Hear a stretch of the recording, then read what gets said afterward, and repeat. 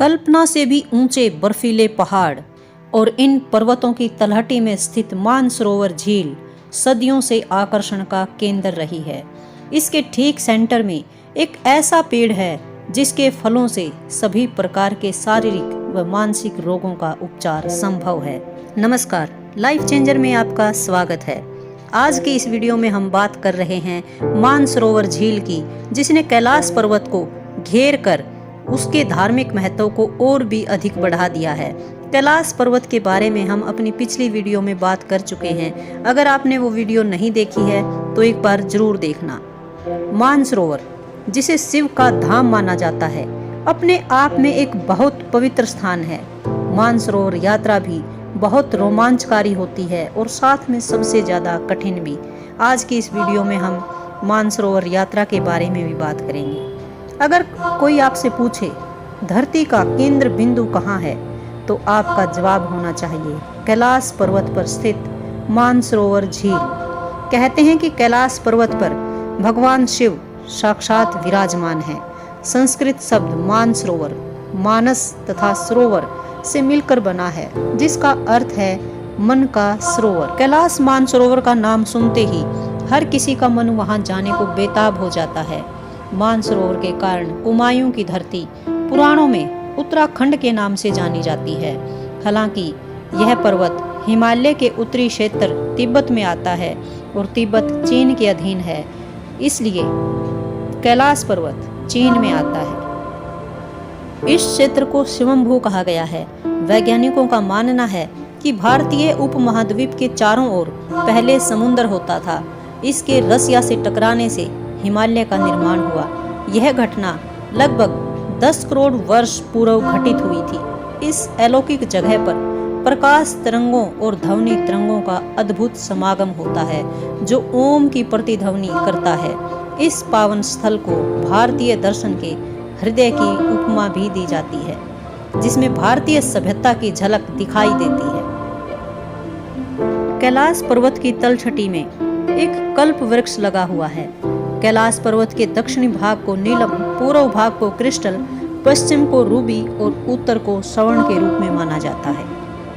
अन्य पौराणिक मान्यताओं के अनुसार यह जगह कुबेर की नगरी है। यहीं से महाविष्णु के कर कमलों से निकलकर गंगा कैलाश पर्वत की चोटी पर गिरती है, जहां से भगवान शिव उन्हें अपनी जटाओं में भरकर धरती में निर्मल धारा के रूप में प्रवाहित करते हैं।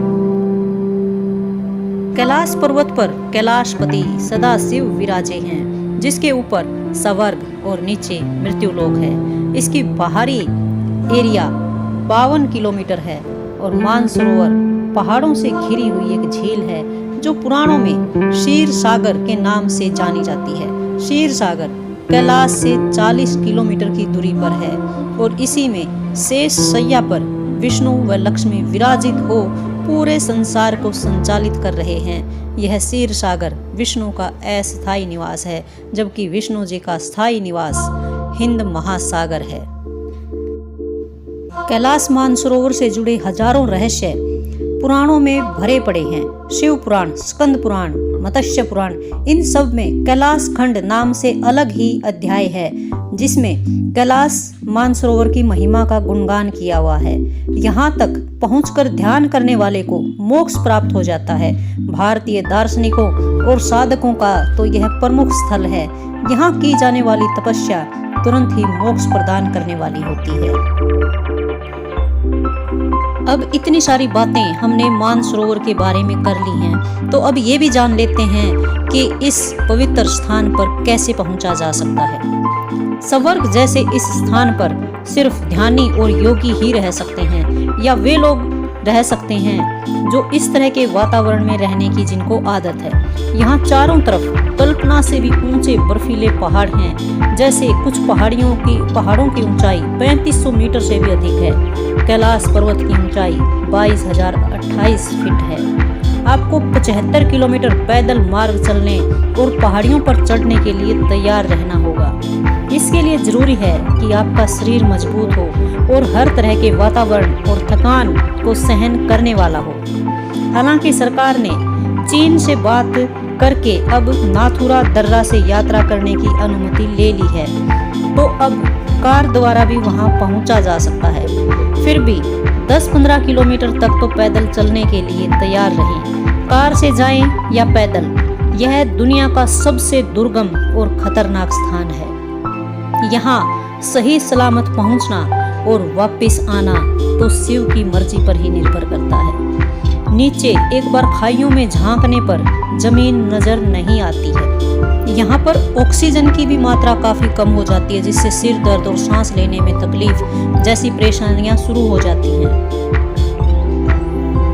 भगवान शिव के इस पवित्र धाम की यह रोमांचकारी यात्रा भारत और चीन के विदेश मंत्रालयों द्वारा आयोजित की जाती है और लगभग 1 माह तक चलने वाली यह पवित्र यात्रा काफी दुर्गम है। इसमें काफी दुर्गम मार्ग भी आते हैं। नेपाल के रास्ते यहाँ तक पहुँचने में करीब 28 से 30 दिनों का समय लग जाता है।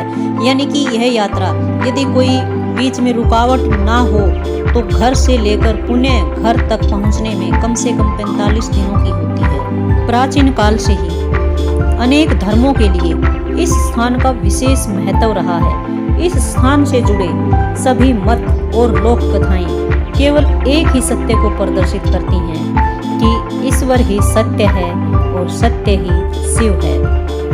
ये वीडियो अगर आपको अच्छी लगी हो तो लाइक करना और चैनल को सब्सक्राइब जरूर कर लेना। धन्यवाद।